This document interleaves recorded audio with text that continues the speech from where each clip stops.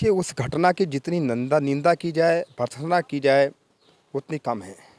मैं समझता हूँ कि दहेज का जो कलंक हमारे समाज में है, ये दहेज नामक दीमक जो समाज को खोखला कर रही है, तो समाज फांसी से बढ़ के कोई सजा हो तो वो मिलनी चाहिए। मैं गुर्जर समाज से ये अपील करूंगा कि समाज को उस परिवार का आजीवन के लिए हुक्का दे देना चाहिए, उसके यहाँ कोई खान पे नहीं होनी चाहिए और उनको एक प्रकार से देश निकाला होना चाहिए। मनाई गई। कुछ लोग मेरे बीच मौजूद हैं, मैं उनसे पूछना चाहूँगा आज क्या प्रोग्राम किस तरीके से उन्होंने किया। जी देखिए, आज गुर्जर चक्रवर्ती राजा मीर भोज जी की जयंती के शुभ अवसर पर बिरादरी के ज़िले के लोग, सम्मानित लोग इकट्ठे हुए और मीर भोज जी की जयंती मनाई हर्षोल्लास के साथ।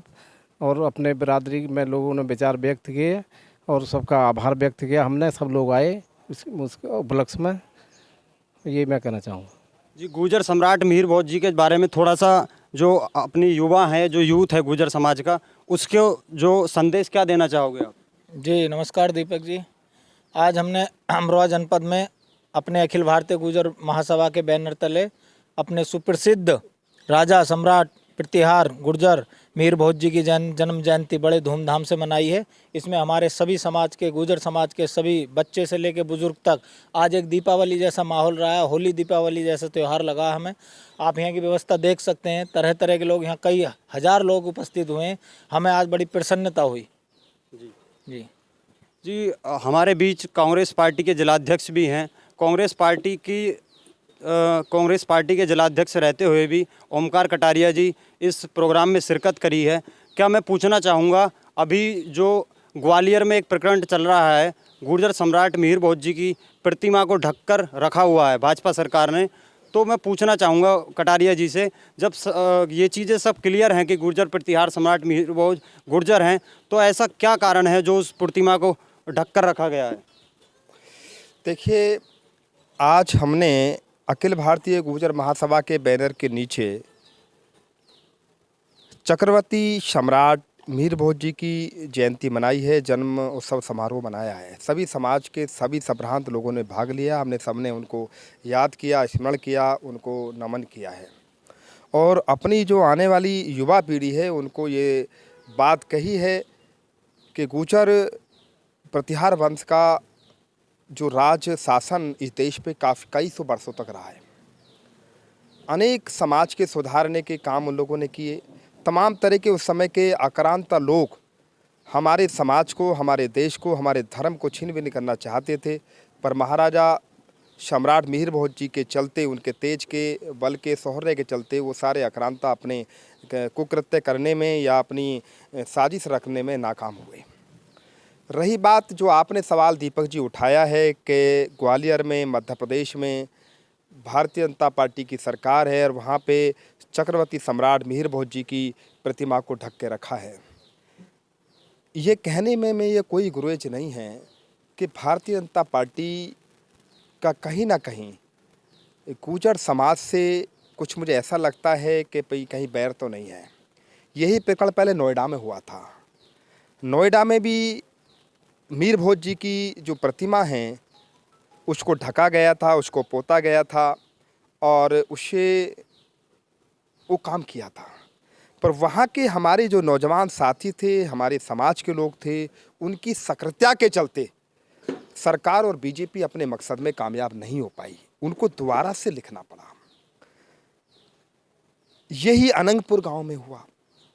अनंगपुर गांव 800 साल पुराना गांव है, ऐतिहासिक गांव है। महाराजा अनंगपाल तोमर ने दिल्ली बसाई थी, वहीं पे वो गांव भी बसा था और आज उसको, उस ज़मीन को जंगल की ज़मीन बताकर, वहाँ की हरियाणा में भी बीजेपी की सरकार है देखिए, तो वहाँ के घरों को तोड़ा गया। भाई आप कागज़ भी ठीक कर सकते थे।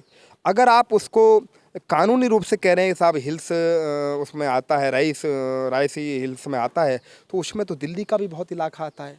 क्या आप दिल्ली का भी इलाका तोड़ेंगे?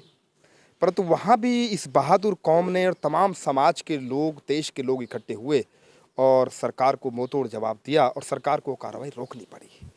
तो मैं यही कहना चाहूँगा, ऐसी राजस्थान में भी हुआ था। राजस्थान में भी गुर्जर आरक्षण आंदोलन हुआ।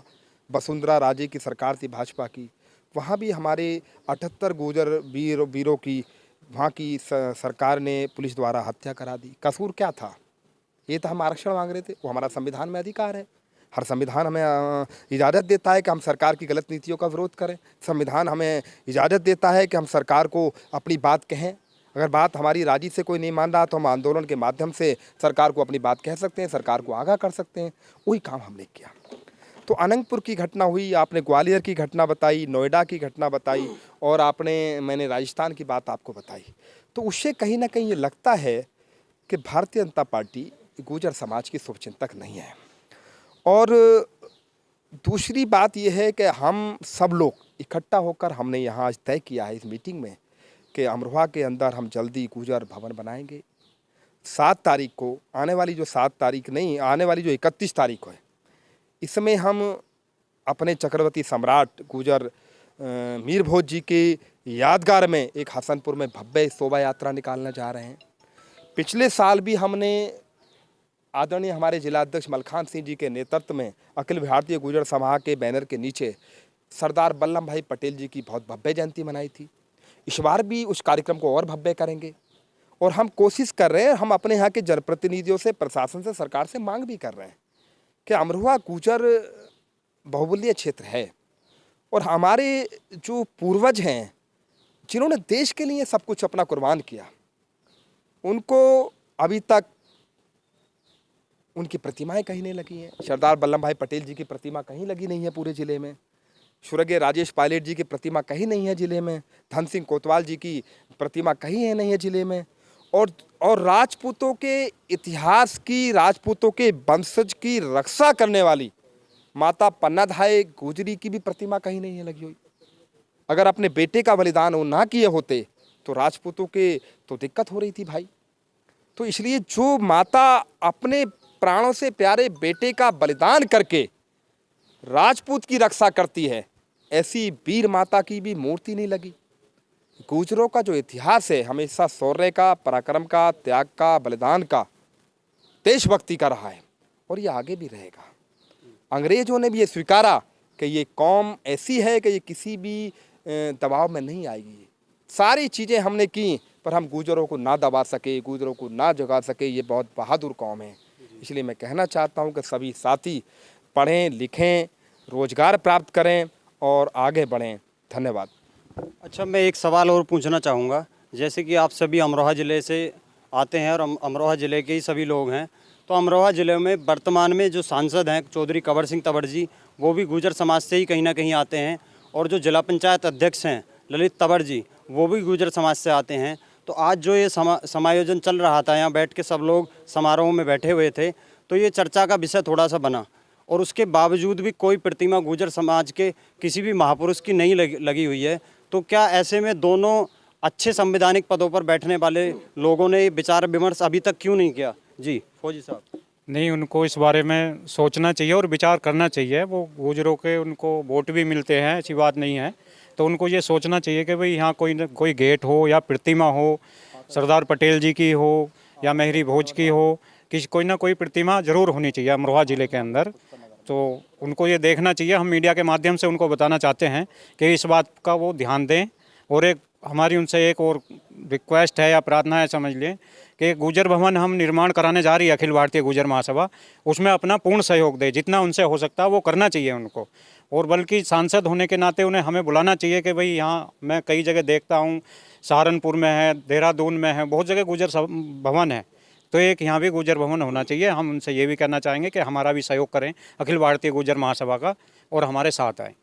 जैसे कि यहाँ आज जो हम लोग सभी बैठे हुए थे, गुर्जर समाज के गणमान्य लोग बैठे हुए थे, तो आज एक आपने सभी ने बताया कि एक चिंतन शिविर है। कुछ ऐसी कुरीतियाँ जो समाज में चल रही हैं उनको समाज से हटाने की बातें चली। तो अभी आपने पिछले 2-3 दिन पहले देखा होगा, एक बहन निक्की पायला जो कि ग्रेटर नोएडा से थी, उसको दहेज की खातिर जलाकर मार दिया गया। उस बारे में आप क्या कहना चाहेंगे? देखिए, उस घटना की जितनी निंदा की जाए, भर्त्सना की जाए, उतनी कम है। मैं समझता हूँ कि दहेज का जो कलंक हमारे समाज में है, ये दहेज नामक दीमक जो समाज को खोखला कर रही है, समाज के युवाओं को और समाज के बुजुर्गों को भी इसमें आगे आना चाहिए कि दहेज प्रथा को बंद करना चाहिए। हमें संकल्प लेना चाहिए कि ना हम दहेज लेंगे, ना हम दहेज देंगे। जब तक हम दहेज ना लेने का संकल्प लेंगे, नहीं लेंगे तब तक ये काम नहीं चलेगा। भाई देखिए जैसे हमारे जिलाध्यक्ष जी ने उठाया ये मामला उठाया कि जो 13वीं का संस्कार है, जो मृत्यु भोज का संस्कार है, उस पर भी पाबंदी लगनी चाहिए। मैंने उसकी शुरुआत की, मेरी माता जी का स्वर्गवास हुआ और मैंने अरेस्ट ही नहीं की, मैंने श्रद्धांजलि सभा की, शोक सभा की। तो मैं सभी से ये कहना चाहूँगा कि आरएसटी का जो रिवाज है, आरएसटी की जो कुप्रथा है, इसको बंद करना चाहिए। और दहेज पे तो जितनी से जल्दी हमारे समाज को त्याग कर देना चाहिए, उतना ही समाज हमारा आगे जो बढ़ेगा। जो हमारी बहन बेटियां दहेज की आग में झुक रही हैं वो उससे बचेंगी। और नोएडा में जो हमारी बहन की हत्या उन हत्यारों ने की है, उनको कम से कम फांसी की सज़ा की मांग हम सरकार से करते हैं कि उन्हें जल्दी से जल्दी फांसी की सज़ा दी जाए। एक बात रह गई थी, मैं ये भी उत्तर प्रदेश की या भारत की भाजपा सरकार से मांग करना चाहूँगा कि किसानों के नेता स्वर्गीय श्री राजेश पायलट जी को भी भारत रत्न मिलना चाहिए, जो अभी तक नहीं मिला है। ये हमारे लिए बड़े ऐसा मान लीजिए शर्म का विषय है कि स्वर्गीय राजेश पायलट जी का सर्वोच्च जीवन भारत की जनता के और भारत की सेवा में लगा रहा और सरकारों ने उन्हें अभी तक भारत रत्न से सम्मानित नहीं किया है। अच्छा, मैं फिर एक बार आप सभी से दोबारा पूछना चाहूँगा, निक्की पायला के जो हत्यारे बताए जा रहे हैं, उसका पति और उसकी जो सास होती है वो, तो उनको कम से कम क्या सज़ा सरकार को देनी चाहिए? देखिए दीपक जी, आज विषय है आपने जो रखा कि पायला के बारे में, जो नोएडा सिरसा गांव में एक कांड हुआ है वो बहुत ही निंदनीय है। उसकी जितनी निंदा की जाए उतना ही कम है। अब उनको जितनी निंदा की जाए उतना कम है। उस विषय पे उनको कितनी बड़ी सज़ा मिलनी चाहिए वो भी कम है। तो फांसी से बढ़ के कोई सज़ा हो तो वो मिलनी चाहिए। ऐसा नहीं करना चाहिए। जिस आदमी ने अपने परिवार को अपनी आंखों के सामने अपने दो पैसों के पीछे खुद नहीं कमा पाया और ससुराल के ऊपर पैसों के पीछे अपनी खुद के बेटी के सामने अपनी वाइफ में आग लगा दी, उसका क्या होगा? तो उससे घिनौनी हरकत नहीं होगी। और मैं गुर्जर समाज से ये अपील करूंगा कि समाज को उस परिवार का आजीवन के लिए हुक्का दे देना चाहिए। उसके यहाँ कोई खान पे नहीं होनी चाहिए और उनको एक प्रकार से देश निकाला होना चाहिए समाज की।